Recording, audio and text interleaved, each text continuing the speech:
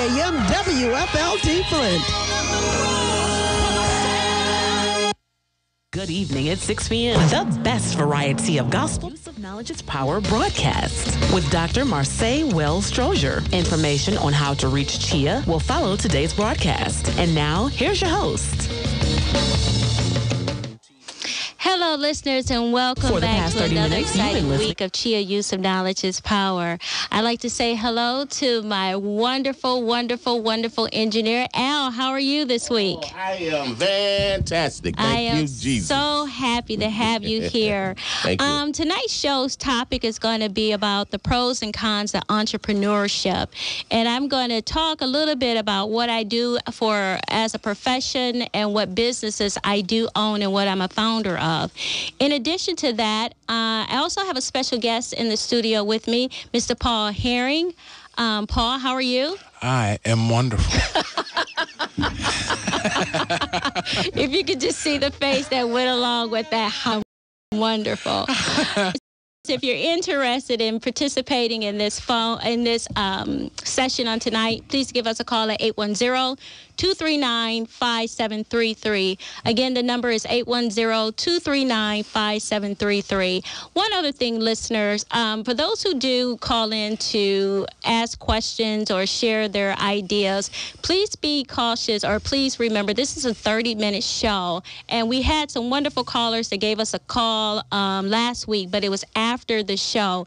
But we still took the calls, but we would like for you to be active on the radio show in order to share your ideas. So please, the time that we have is from 6 until really like 6:28 before the show ends. So let's get into this. We're talking about the pros and cons of entrepreneurship. And Paul, I know you own a couple of businesses. So what type of businesses do you own? Currently, I'm focusing on the production company and the production studio. Okay. But I've had mini bike repair companies. I've sold Christmas cards. I've had a radio-controlled balloon advertising business.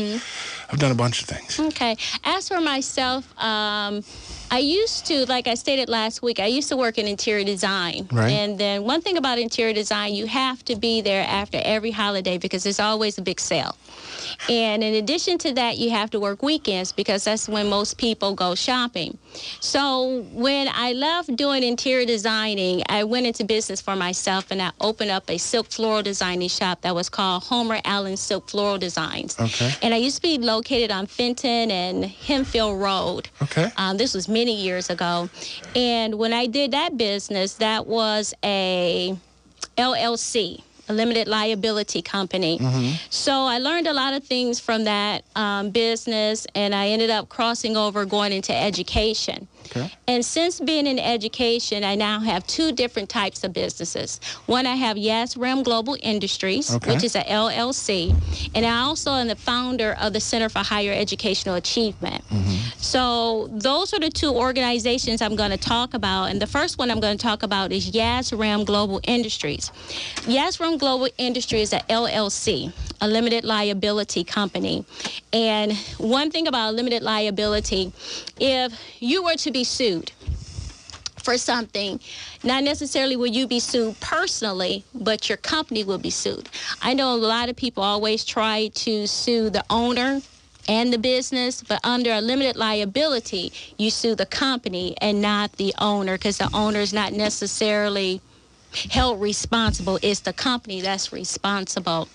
As for the 501, the Center for Higher Educational Achievement, the Center for Higher Educational Achievement is a not-for-profit organization. And what people don't understand is a not-for-profit organization, you are not a business owner. You're only a founder of the organization. I do remember I spoke with somebody at the Genesee County Chamber, and we were talking about women-owned businesses.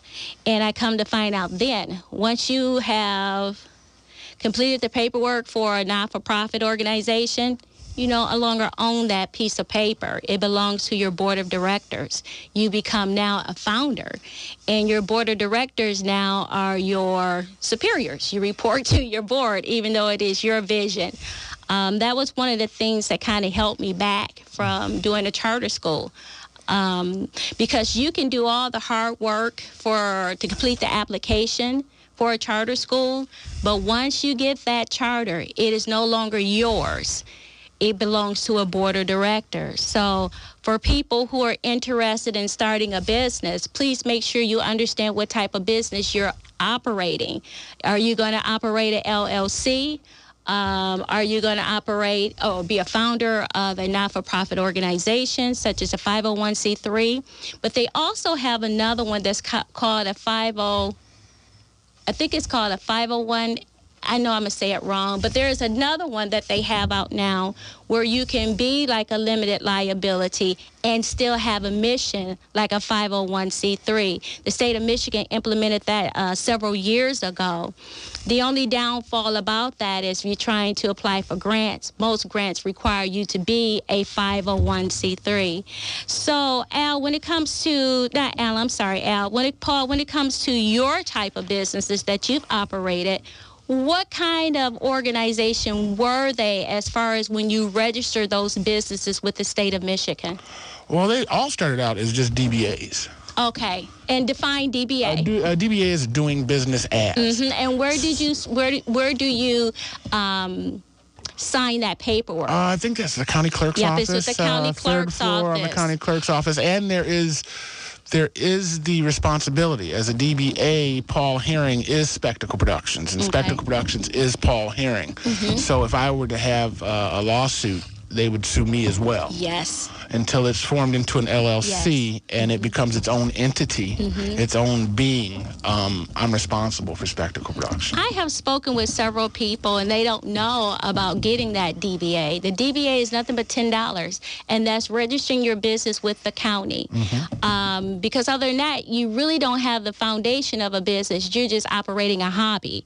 You have to register your business with the county. Now, you can go down to the county and pay your $10, or you can just go online and print out the paperwork. Even with the DBA, you can be considered a hobby. That is true if you're not making any money. If you're not making any money. I've had the IRS laugh at me. I've had Black Enterprise Magazine laugh at me. I thought I was doing it. That's a big difference, and I was taught that too. There's a big difference. Paul, what do you find is the benefits of owning a business? Freedom. Better believe it. You know, the freedom, and there's a lot of struggles with it. There's more struggles than benefits, but the benefits are just beautiful. Yeah. You know, I spent all my kids' childhood with them. You know, if they had something at school, I was there. If they needed to go somewhere, I was there. So the flexibility, and sometimes there's not flexibility. You know, sometimes there's a birthday party you can't make. That is true. Because you got to deal with this client. So you have to make tough decisions all the way around. And in most cases, like in my case, I'm everything. Yeah. You know, I'm the marketing director, I'm the personnel director, I'm the janitor, I'm the maintenance man, I'm, you know, the designer, I'm everything. So if your pants are big enough and your skill set is wide enough, or you're just willing to learn things you don't know, it's fabulous. What I find to be a benefit to owning a business is it allows you to be creative. I do find, I have found that sometimes when you're employed by certain individuals, they can be intimidated with your thoughts, or with your ideas, shall I say, not with your thoughts. Or they take your ideas and capitalize on it, or claim that they came up with the idea, or they would try to suppress you from being creative. And I find that when you own your own business, you can shine so much because you can now implement those visions that was given to you. But you can stink too. Well, what do you mean by that? I mean, you can have some bad ideas. And you can throw money behind bad ideas and lose money as an entrepreneur without having anybody help you filter those things out. You know what I mean? When you got a boss or somebody to talk to, they'd say, no, orange jumpsuits aren't going to sell this year. You know what I mean? But if you got somebody to talk to and they say, I don't know, those orange might go. That orange is black, you know. So you got to take not only responsibility for your successes, but you got to take responsibility for your failures. That's true. And that's something that I've learned a lot is when you listen to a lot of motivational speakers, when you listen to a lot of people who have, you know, success is what you make it. Is what you measure, but those who have attained their status of a success, they always say, when you fail, fail big. And the thing about failing is your learning lessons. And it's not supposed to be bad at all. Most people think when you fail, oh, it's horrible. It all depends on how you look at it. You're supposed to look at a failure as a learning experience. Like when I had the Silk Floral shop. One thing I learned about that is that you had to be there. You know, I know some people operate businesses that they're only going to be there at this certain time, where you're losing clientele at that time and you're losing money at that time because you're not there. And that's something I learned, is that you have to be present in order for your customers to be able to come and do business with you. I agree. 2 rules that I kind of live by. One is the serenity prayer.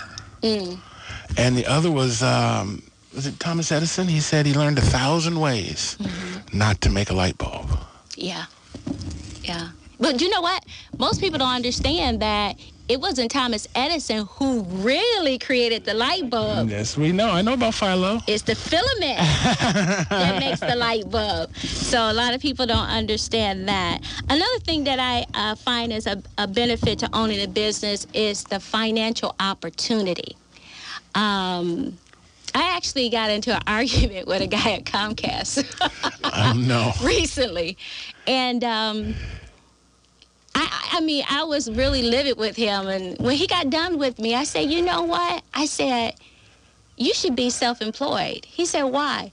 I said, for as much yelling and screaming I did with you and you kept your calm and cool, I said, you really did a good job with me. He said, ma'am, I'm also a consumer. So once you explained your situation to me, I understood what you were talking about. I said, but just guess what? If you could take all that energy and that patience and invest it into yourself, I said, you could just own your own business. He said, you know, I never thought of it that way. I said, yes, because by the time I hang up the phone with you, your company can just say, we're downsizing.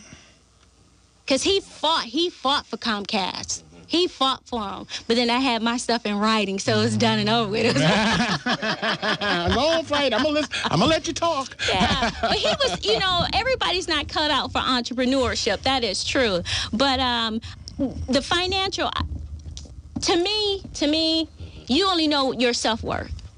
And there's a lot of times where I've been employed in certain positions, whereas I should have gotten paid more, but I didn't. For whatever reasons, they chose to give me. It could never be that I didn't know what I was doing. It was never that I wasn't professional. It was never that I wasn't educated enough. People have their reasons for not giving you a raise.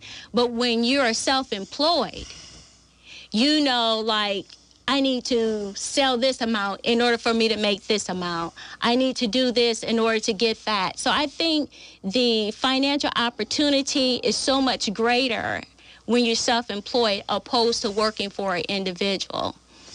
It is, as well as this financial responsibility. I'm still paying off some credit cards. From some of my lessons. Yeah, that is true. That is true. And that takes us to the challenges of being self-employed. And that's like the first thing I have on my list. It is a financial burden. You do have to put up your own capital before you start a business. Even if someone invests in you, you still have to return that investment.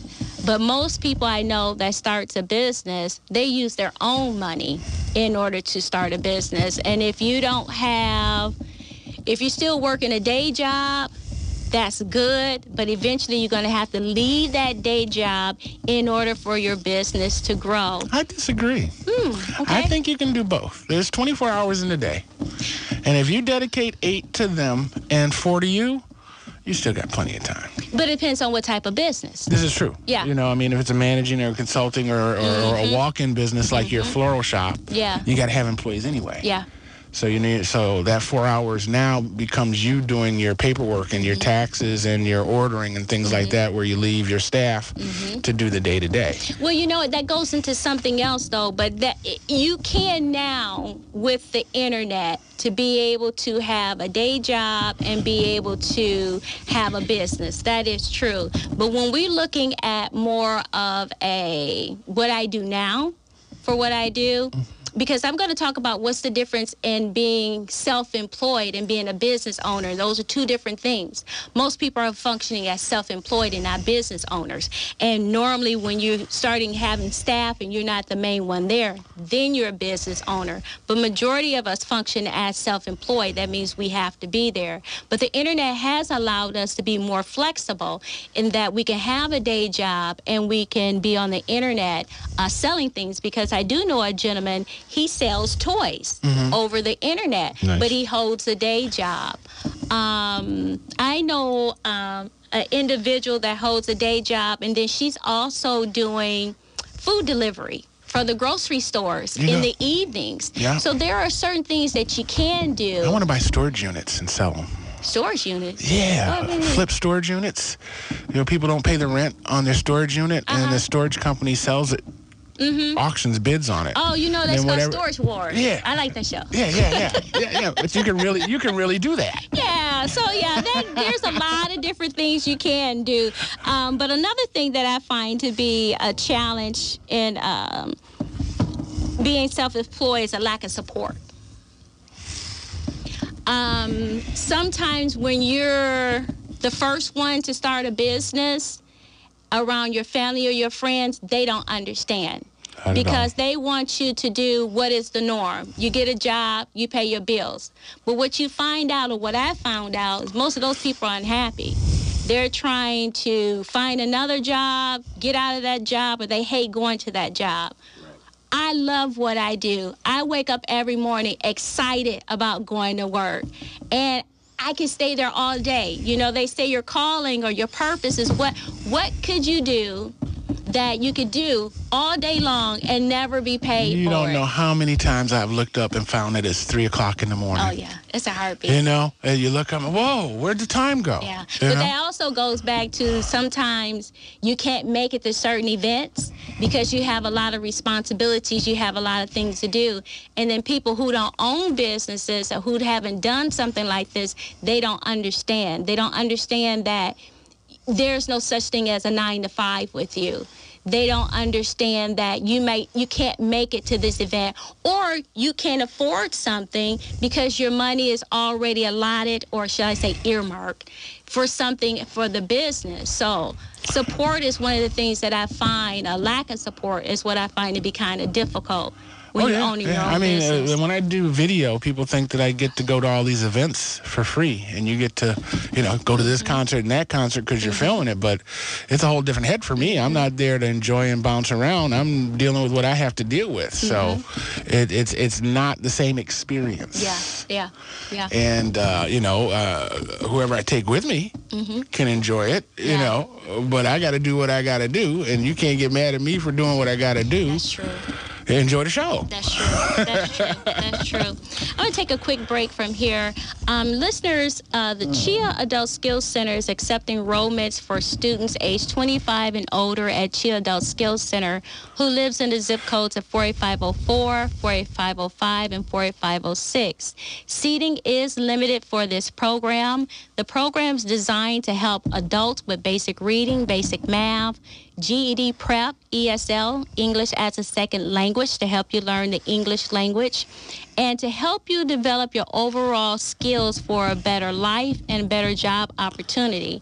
In addition, if you don't have your high school diploma or your GED, we still work with adults who have graduated from high school. Nice. However, you may need some help in your reading, you may need some help in your math, or you may be on your way to college and you didn't test high enough for the BNO 100 level class. So we're able to assist you as well, as long as you live in the zip codes 48504, 48505, and 48506. You call that pre-college admission tutoring or something? Yes. Beautiful. Yes. That's fabulous. Because we have a lot of students who not necessarily are they college ready, and those are the ones who normally test in your lower level, 0 level classes. I've been out of school for 20 years. I need a little tutoring on just being in school. You've been out 20 years. I've been out longer than that. You're lying. You're older than I am. Oh, he trying to be a comedian tonight. Yeah. So callers, listeners, I'm sorry. If you are wondering or if you're in question about our Adult Learning Center, please give us a call at 810-553-2140. Again, the number is 810-553-2140. All right, Paul, let's look at, I want to talk about defining self-employed and a business owner. One thing is I do a lot of reading because I don't have a mentor. I don't know a lot of people who are serious about owning their business. I know a lot of hustlers. I know a lot of people who have a hobby, but there is two distinct differences. And one of the main individuals I watch and I listen to because he has a podcast is Robert Kiyosaki. And Robert Kiyosaki wrote the book Rich Dad, Poor Dad. Oh, yeah. Okay. And it's a really good book. Mm-hmm. And the title is misleading because the poor dad was the educated dad and the rich dad was the uneducated dad. But it's the knowledge that he knew, the poor dad, the knowledge that he knew made him a millionaire. And so he gives us two definitions as self-employed and a business owner. A self-employed is a person who has to be there in order for the business to make money. So we look at attorneys, we look at doctors, and we look at teachers, okay? In order for the business to be successful, you have to be there. But he said your goal is to become a business owner.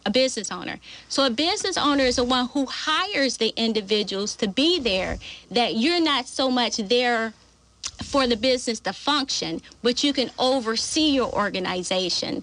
So with Yasram Global Industries, which is my book publishing company, I'm still self-employed there because I still do everything. I employ people in order to do parts I don't understand and don't know, but I'm still self-employed because I don't have key people in positions in order to do certain things for that business. Mm-hmm. And actually, I really don't need anyone in there because it's a publishing company. I've written my own books. One of the books I'm telling listeners to please look up is Kiara and Me, Homonyms and Homophones. Mm-hmm. Which is a language arts book. Oh, that's right. Children's book. My children's book. Those were beautiful. However, I don't use just for children. I use it for adults. As a matter of fact, on next Monday, one of my students will be reading that book for his class lesson on homonyms and homophones. And this book is for children or people of color, where it actually put people of color as the educators and not the ones being educated. Mm-hmm. And it's a language arts book. And so I wrote this book and I put it up under my own publishing company. Okay. And the reason why I put it up under my own publishing company is because I looked at other publishers, and guess what people don't understand?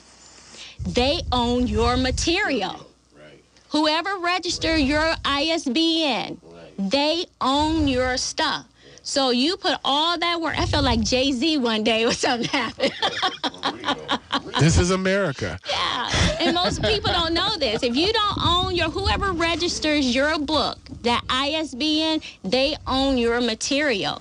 So I publish everything myself. So I own everything, the copyrights, the drawings and everything. I made sure it was in writing once I purchased it from my illustrator, that everything belongs to me. And so by me putting it up under Yasram, which is nothing but Marseille spelled backwards, Yasram Global Industry. Another thing about the name, not only is it just my first name, but it also is a vision. Marseille's global industry is basically what it's saying. My thing is to impact people around the world, not just right here at home. Home is the beginning part. They always say charity starts at home.